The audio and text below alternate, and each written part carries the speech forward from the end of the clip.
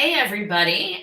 This is a very wonderful day I think, for all of us, this opportunity to talk to Alexander Starritt about his amazing book, We Germans. Some of you may be done with it or midway, and we will be delighted to take questions if you've got some. But in the meantime, Alexander and I are going to just chat about the book and talk about his writing process and go from there. This is a matter of the miracle of technology because, Alexander, where are you? I'm in West London right now. Great. And I'm in East LA. So we've got the magic of the internet making this possible, which is great. Even though part of the reason we're starting late is the internet was not cooperating with me, but now we're underway. So let me just start. I'd love to ask you the most basic question, which is, if you can walk us through the origin of this book, and when you started working on it, how and why. Sure. So I'd say it came from two places which converged. So one of those was that my mother was German, and I grew up spending a lot of time in Germany with my German grandparents, who I was very close to. And so growing up in Britain, but having this German side and speaking German, I obviously had a bit of a different view on this kind of national fixation that there is in Britain with the Second World War. So, the way we celebrate Christmas in Britain is by watching war movies like Dam Busters and The Great Escape. And it's kind of everywhere in Britain. Like during COVID, everyone was always talking about like the Blitz spirit, and this is our generation's version of the Blitz. And in the Brexit discussions as well, you see it constantly. The people in support of Brexit saying, we've got to get out from under the thumb of the Germans who supposedly run the European Union. All of which is to say there was a kind of, a sort of a cultural dissonance that I grew up with. And therefore was always interested in this subject, which I feel like draws all kinds of people in. There's no shortage of books and movies about the Second World War. And the thing that I started to feel more and more strongly was that a lot of them lived in this very caricaturish black and white moral universe, which is partly obviously a consequence of the fact that a lot of the things that were done during the Second World War were so abhorrent, but then also I think partly a consequence of the fact that a lot of those stories, initially were told from the perspectives of the people who'd suffered in that time, which is completely correct.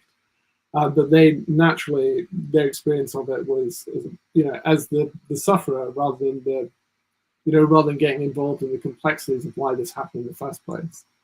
And then the other thing that pushed me towards writing this book was that my German grandparents died, and I was sad about it. And I wanted to get down on paper some of the things I thought about them as well before I forgot. And so it was partly a sort of moral, political, whatever interest, and then partly also just the simple desire to record things before you forget them. I remember, for example, talking to my grandfather about his time in the Second World War, and thinking he's going to have all these great stories, basically.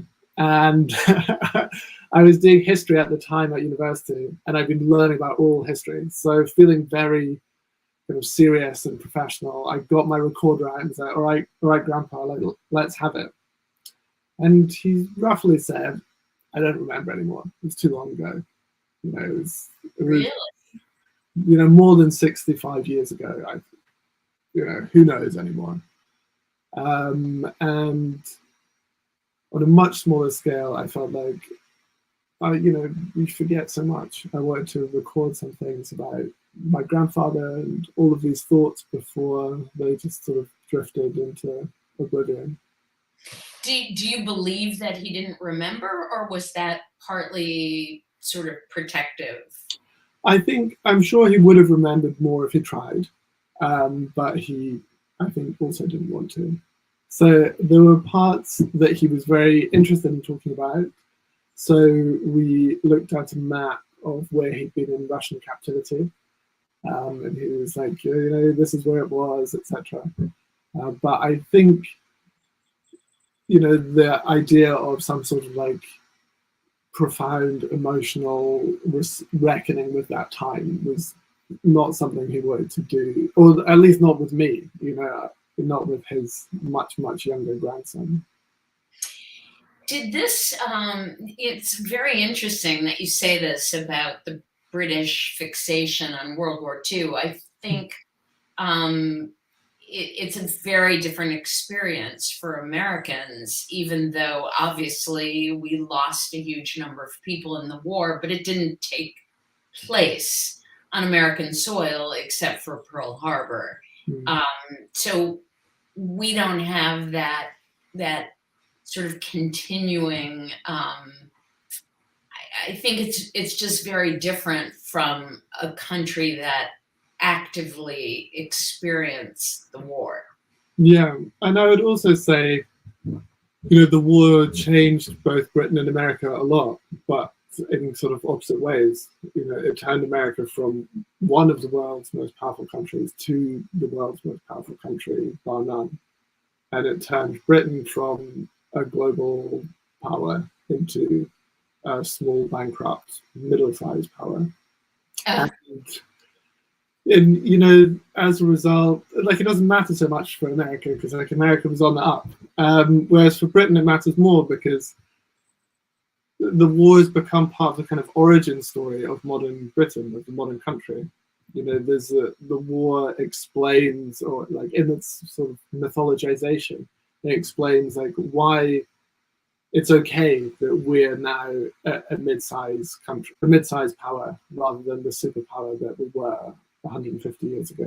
Oh, that's really interesting because you're right. That was the blooming of the American persona as the world's most powerful country. So you're right. In spite of the horror of the war and the loss of many, many lives, it did usher in the era, the modern era of the America that dominated the world.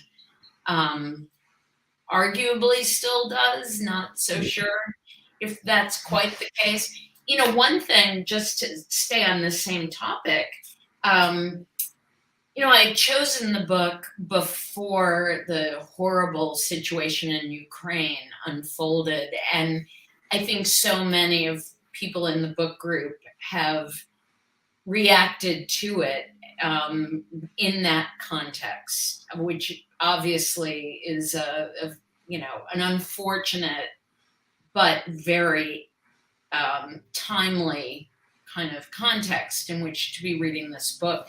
Do you look at it differently in the middle of a war, particularly one taking place near where this story unfolds? Absolutely. And I mean, one of the kind of horrifying, crazy, sort of vertiginous experiences has been that, particularly in the early days of the invasion, a lot of what was happening literally on the Second World War battlegrounds. You know, when you're saying Russian tanks are advancing towards the Dnieper, you know, they're near Kharkiv.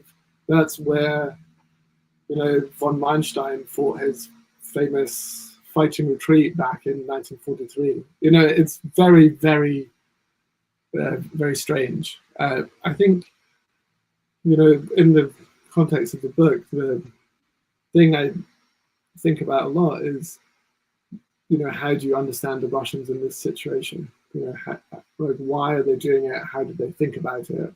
How do we think about them? You know, do we think, you know, because it's already changed so quickly. In the first few days of the invasion, everyone in the West was saying, this is Putin's war. The poor old Russians are being sent to this like terrible, pointless, ill-conceived expedition where lots of them are going to get killed. And it's terrible for the Ukrainians, it's terrible for the Russians, it's terrible for everybody. And now the mood has shifted, both in Russia and in the West. And now it's like the Russians are enemies. We need to kill as many of them as possible.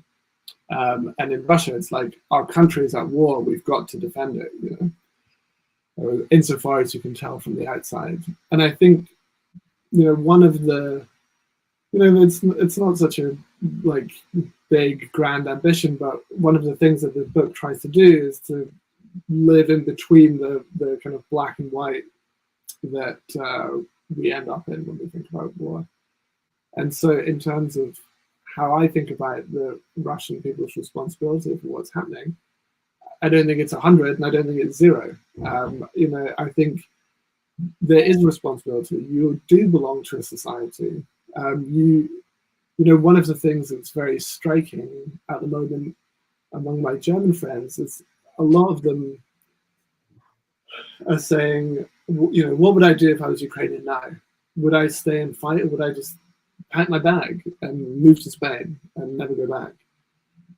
And the thinking is kind of, you know, what's it to me? I happen to be born in this place. What do I, you know, I didn't ask to be Ukrainian. You know, what is it? What do I owe it, if anything? Mm-hmm. I understand that. And a lot of people felt that way in the 1930s as well. You know, there was this, I'm sure you know about it, this kind of inner emigration, it was called, of people who hated the way the country was going, but didn't feel they could do anything about it, and instead sort of retreated into their own private worlds. You know, so they, you know, they did their gardening and read books and listened to music. Mm-hmm. All of which is to say, you know, I think that attitude, particularly in Germany, is in fact, you know, a largely a consequence of the war, of the Second World War, because Germany has so completely embraced pacifism and the idea that war belongs to the past. That, like, until February 22nd, nobody in Germany really believed, I didn't believe that, like, you would ever have tanks rolling across the European border ever again. It was like that, you know, it's like you're talking about like spears and archers and the divine right of kings. It seems like so completely to belong to the past. Mm-hmm. And we discover that it doesn't. I think a lot of people in Germany still haven't managed to internalize that. You know, they're still trying to get back into the way of thinking that they had 6 weeks ago, which is, this doesn't exist. This has nothing to do with me. And all of that is a very long way around of saying, I think you don't ask to be born into a society. Neither you don't ask to be born a Ukrainian or a Russian, but you are, and you have some responsibility for what your society does. Well, I think that's what makes the book so interesting and provocative, which is, I think, as Americans, as British people, I'm sure, share the same feeling. The idea is that there is no nuance to the German role in World War II, and that you can't even bear to consider the role that individuals played. It's too disturbing. And you know, it's interesting because I think we've all spent time considering the outcome of the experiments done in the 1960s about the torture and the willingness of an individual to induce electric shocks in a completely innocent person. Um, and I think that grew out of this feeling of trying to understand how could ordinary people fall in line with this barbaric notion of Aryan, you know, supremacy. But it's complicated. Yeah. And to make us feel an emotional connection to someone in a role that we're accustomed to seeing in a very black and white way is, you know, it makes the book, I think, so powerful, and also a complicated book to read. You are surprised by your emotions, which is very interesting. Well, thank you. That's a wonderful compliment. I mean, I remember seeing a German movie came out about 10 years ago called Downfall, which is an excellent film about the last days of Hitler and his entourage in the bunker. And one of the criticisms made of that film was that it humanized Hitler. And I understand that criticism, of course, but also Hitler was human. And the sort of interesting thing, I would say the important thing in many ways, is to understand, as you say, how did this happen? And personally, I think the answer is that I would draw an analogy between the situation in Russia today, Germany in the 1930s, and the conversation currently going on in America and in Britain about our own colonial pasts. You know, because the question is the same, like, how do we explain it that a society can do horrible things? Does it mean that all the individuals in it are horrible people? You know, to choose an American example, you know, George Washington, who everyone who knows of his character agrees was like a hero, you know, full of all the virtues, and yet he was a slave owner. How do we explain that dichotomy? And Well, and equally, you can't have a society that functions as a society if each person decides their own moral position on each. You know, if I see a stop sign at an intersection that I don't feel needs a stop sign, and I choose to drive through it, you know, that's chaos. That's anarchy. And so that, of course, is the great challenge of democracy, which is, can you allow people a sense of individual right and yet still have an orderly society? And what does it mean when you're asked to do things you think are distasteful or immoral? Or I mean, I think that becomes it's a constant question, both in tiny ways, and then obviously when you come to war, it's in an enormous way. Yeah, no, I really agree with that. And I think, you know, that inner emigration that I mentioned earlier is one of the responses to that problem. To say, like, I can't change this society. I'm just going to subtract myself from it.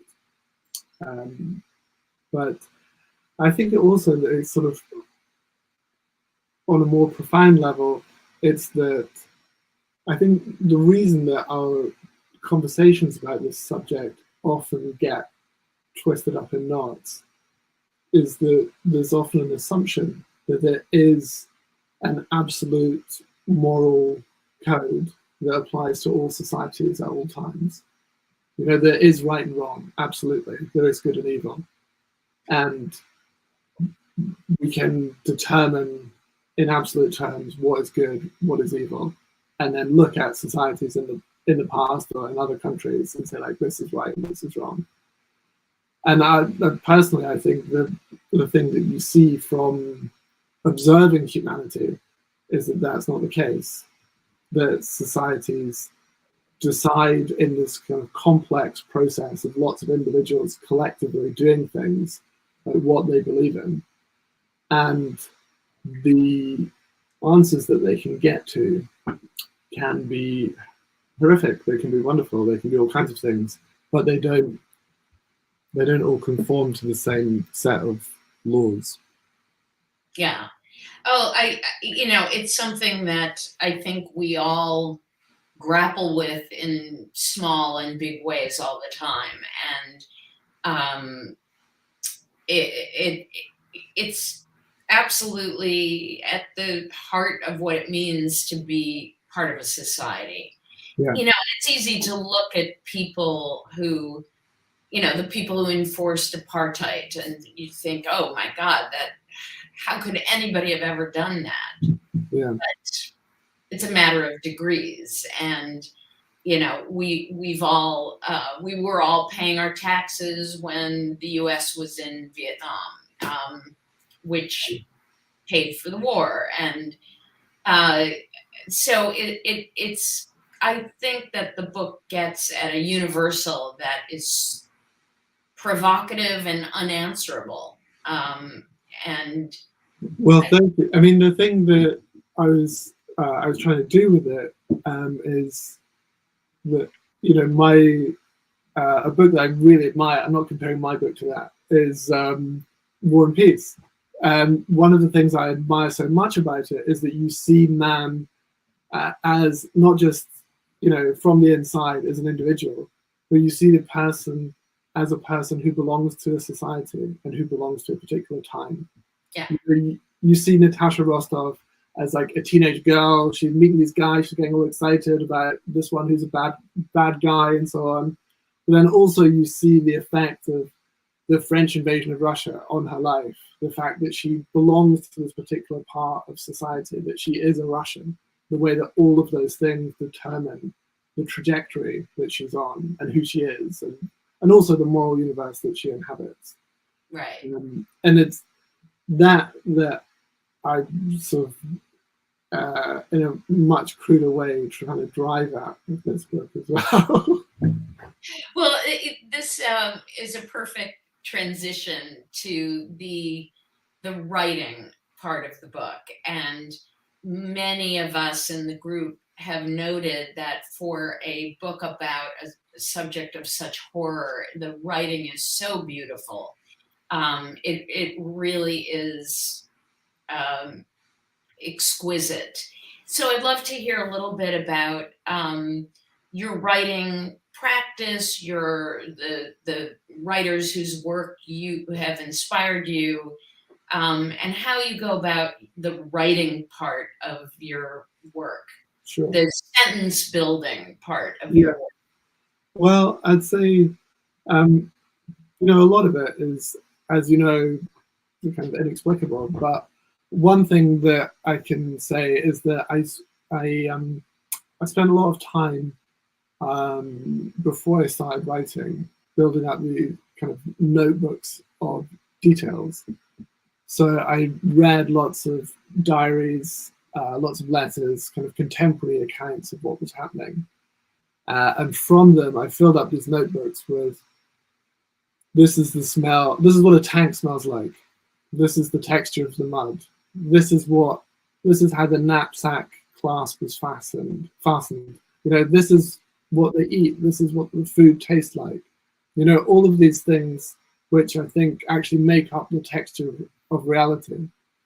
And so partly that's, you know, kind of sentence level detail. And further to that, it's sort of about avoiding cliche as well. You know, like one of the questions I'm often asked about this book is how much of it is real? You know? Like how much of it is taken from life? And I always want to say, like, I did loads of work to make it feel real. You know, that's the effect I was aiming for. And I'm glad you're asking me that question, but you know, and so a lot of the process was, you know, particularly for a series of events which have been written about so often, you know, like how can we put aside that set of sort of tropes that we all know about the war and instead have another set of tropes, or, you know, all these things that you're building up from scratch. And that also then ends up having an effect on a sort of bigger, more structural level in the book as well. So partly it's like, you know, this is what the mud is like, but then also you're like, okay, what do they spend their time doing day to day? You're like, oh, they spend their time looking for food. They, you know, I read a lot of accounts of people raiding abandoned depots from their own side, you know, and so it sort of all kind of grows out of as kind of tangible a sense of, as possible of what it's really like. And personally, my approach is, you know, once you get that texture, everything else comes from it. You know, the bits of the book that I think are weakest are the bits that are not like that. That's funny. And by the way, and I think this is a great odd observation, when you write nonfiction, you get asked often what part of the books are not real. So I think there's, people are trying to get their footing and understand, is this real? Is this not real? And what part of it did you make up? Talk a little bit about the structure of the alternating points of view. Yeah. Well, in a sense, part of what we've just been talking about, because I was thinking about, the sort of Tolstoyan narrative perspective, I think is much harder to pull off these days. The omniscient narrator who knows everything, who can see the future, who can see inside all of the characters' heads. It's much harder to make that believable for the reader than it was in Tolstoy's day, for all kinds of reasons, whatever. And so I was, but on the other hand, people know that it's fiction. They know they're reading a book. And so what I was trying to do was create something which would allow the reader to join in the illusion. Something which felt like a real document, which gave a sort of a voice which could address the reader directly, which could say I and speak and not just be this sort of impersonal camera in the background. But then, which would then allow the reader to kind of jump into the reality that they're being shown. But then, sort of paradoxically, also the reason I put in the second voice, one of the main reasons was that I didn't want the reader to get too immersed. I didn't want them to think, to go over into the mode that you're in when you're watching a great war movie, like Saving Private Ryan, for example, where you're just in that world totally, and you're war is the reality. It is 1944. I am an infantryman. I wanted to keep reminding the reader, you're not, and this war is not the normal state of human affairs. I wanted to keep reminding them, here's the rest of this man's life. Here's a retirement home. Here's a career. Here's a family. Even just in little bits, because otherwise the war parts start to feel too normal. Mm-hmm. Oh, that's interesting. So, and to what degree was that perspective also representing your presence in the book? Yeah, absolutely. Well, at the beginning, when I said about wanting to record some things about my own grandparents, those are the sections where that comes out. Those are the bits which are closest to being real. And if I'm understanding the timing correctly, your grandfather never got to see the book. That's true, unfortunately. Yeah, that's that would have been a very interesting reader to have. Yeah. One of the folks in the group is saying the accountability that Germans feel for the atrocities of World War II is different than what is felt in the US about slavery. Do you think that this taking responsibility has helped Germany move forward? Yes. I would say Germany's experience after 1945 has been quite unique in the way it's, as a culture, really rejected what came before. The Germans often give themselves a big pat on the back for that. I would say, the precondition is that all of their cities were destroyed, millions of people were killed, the old system was totally discredited, the entire government was executed. Germans called 1945 Stunde Null, hour zero, because everything before had just been completely destroyed. And from there, you can build something new. It's very, of course, it's not quite like that because there's a lot of the same people and so on. But you have this total rupture, which is very unlike the American experience Right. So there's not that sense of renewal. Yeah, and also, even in Germany, it took decades. I mean, don't forget, like, Germany was occupied for decades, and the Allies wrote the school textbooks. They set up the newspapers. They ran everything to kind of re-educate the Germans. I'm glad they did, but it's not as if everyone in Germany, the day after the end of the war, was like, God, that was awful. I'm glad it's over. Just as an aside, did you happen to watch this show called The Man in the High Castle? I read the book, but I haven't watched the TV show. Oh God, it's terrifying.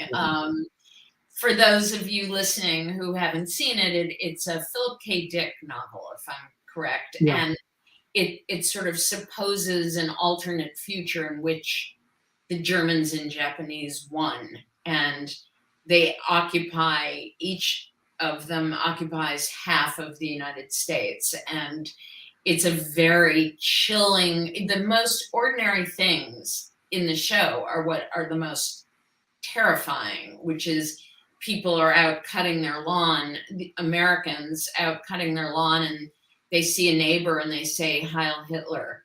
And just but what was interesting is that to shoot the scenes that take place in Germany, because you're not allowed to have swastikas, they had to CGI the German flags into the shots. They couldn't just dress the set with German flags. It's not allowed. Wow, I didn't know that.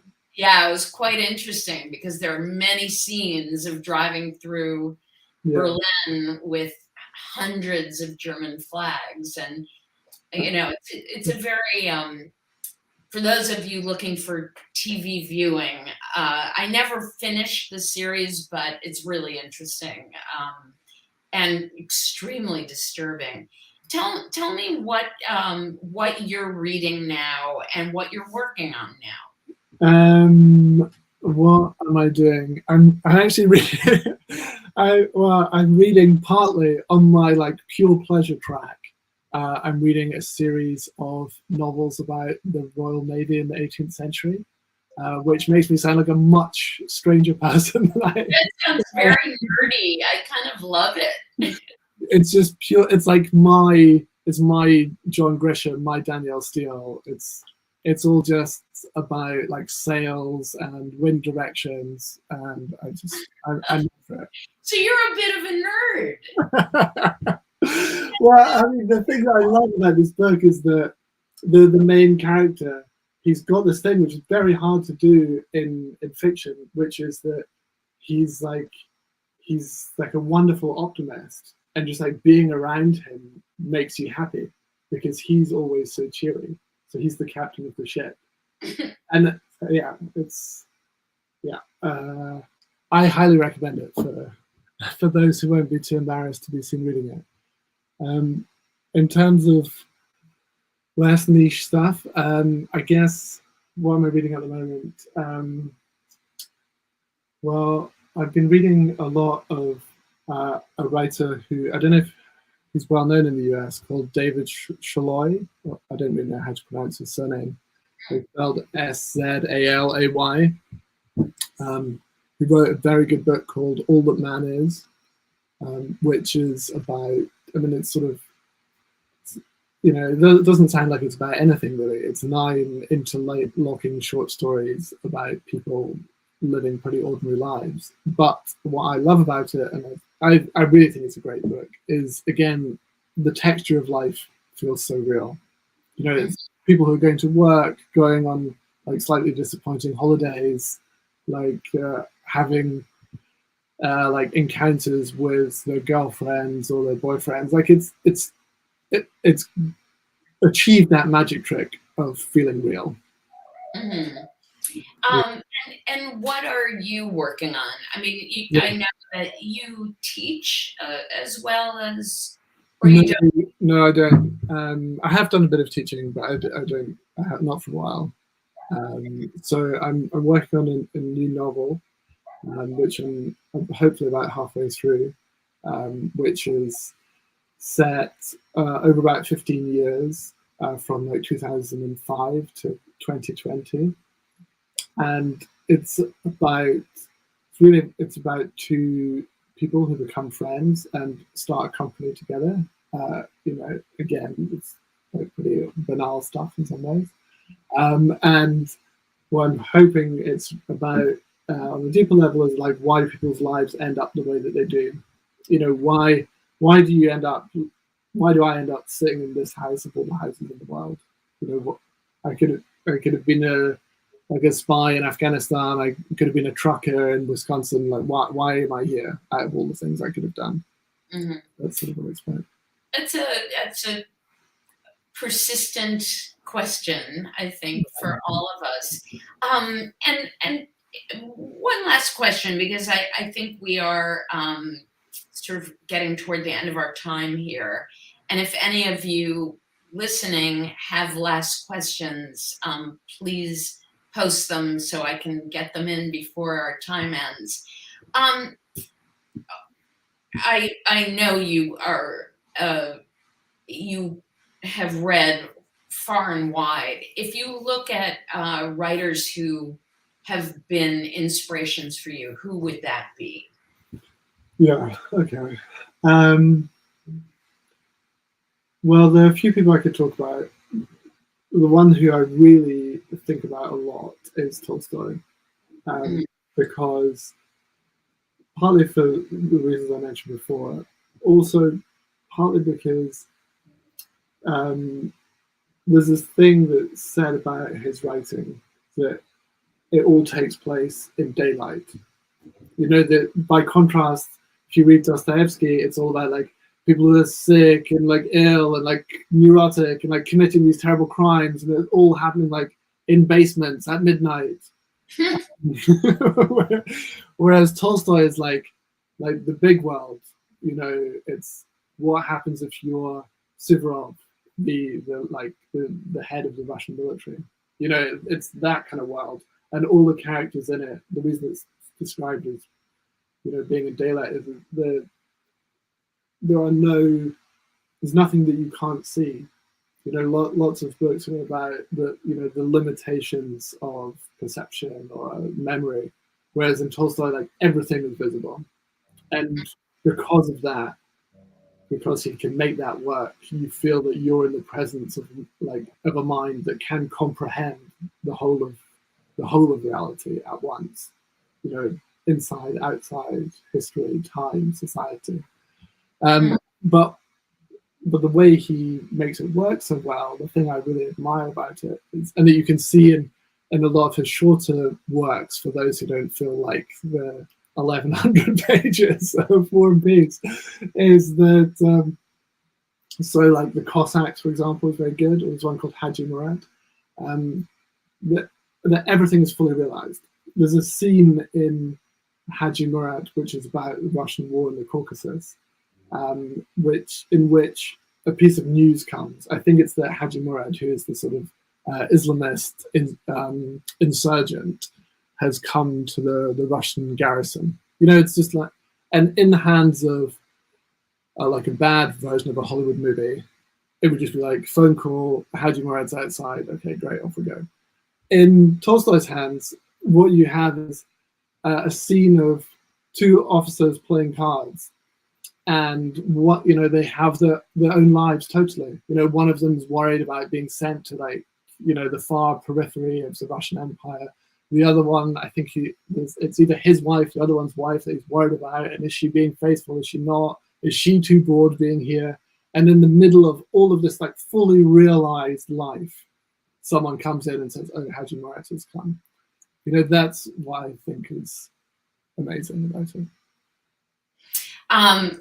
Yes, and that there is something about the richness of the vision that is so compelling. Let me ask you this last question. Can you discuss the distinction between guilt and shame that you explore in the book? Yeah. It's a great question. I feel like we're going to need another 40 minutes, but Right. Everybody settle back, get a cup of coffee. Here we go. but in brief, I'd say on one level, the difference is guilt is, in a sense, like a legal concept.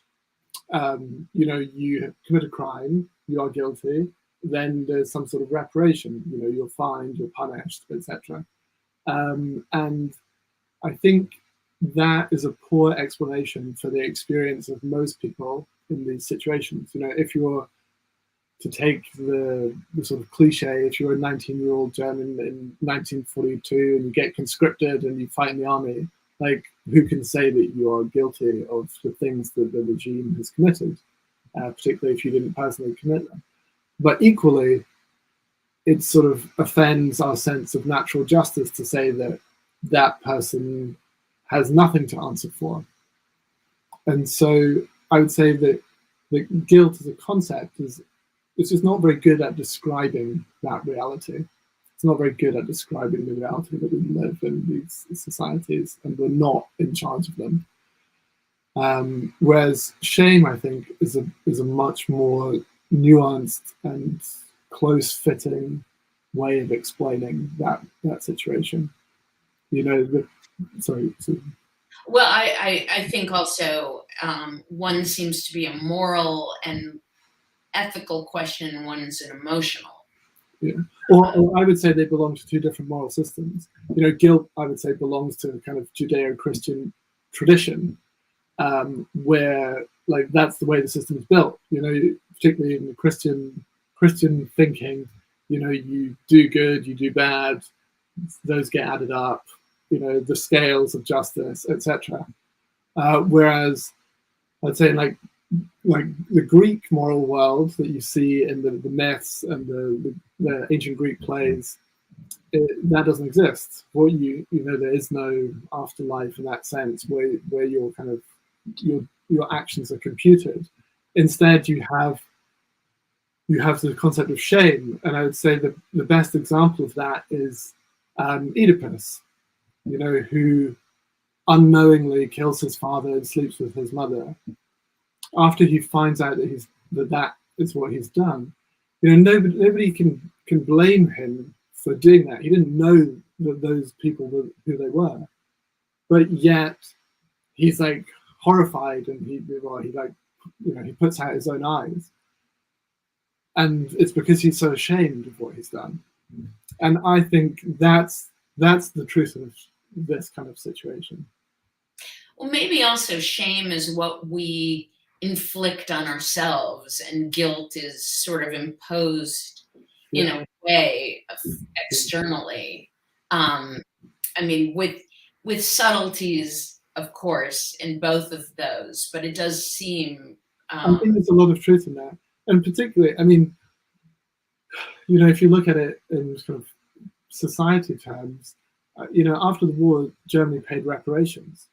You know, Germany was like guilty of war crimes, and it paid reparations to the countries where it committed those crimes, like Poland, for example. You know, those reparations have now all been paid, but it's not true to say that that means we're done with it. You know, it's not like, oh, we paid the fine, so game over. You know, that's not the way it works. But that's the kind of guilt conception. Yeah. Right. Yeah. That's very interesting. Well, I really am so thrilled to have had the chance to talk to you. And yeah, I'm just going to show the book, although everybody has this beautiful copy. It's really an incredible book, and it's stuck with me, which to me is the sign of a book that even transcends the experience of reading it, that can be pleasurable or satisfying, a book that leaves you thinking and grappling with the questions that it raises, to me does something very special. And I feel like I had that experience with this book. So I want to thank you, and thank you for your time today. I know, it's such a pleasure. I am just so thrilled. Yeah, me too. I can hear it in the far background, my two small children screaming ever, ever louder. So it's probably good that we're coming to the end, but I enjoyed it so much. I would happily have gone on for many hours longer. Oh, it's just been a treat. So thank you. I heard your children a little, and I was waiting for my dogs to come and add to the cacophony, but so far they're napping. Um, Thank you so much, Alexander. Thanks for everybody who joined us. And I hope those of you who are midway through the book are going to now be spurred on to continue and finish. And we'll look forward to whatever comes next from you. Well, thank you very much. And I should say to the readers as well, if anyone wants to carry on the discussion, I'm on Twitter. I'm very easy to find. I'd be very happy to get into it more. Thank you. Well, Elon Musk thanks you. The new overlord of Twitter, as far as we know. Thank you so much, and be well.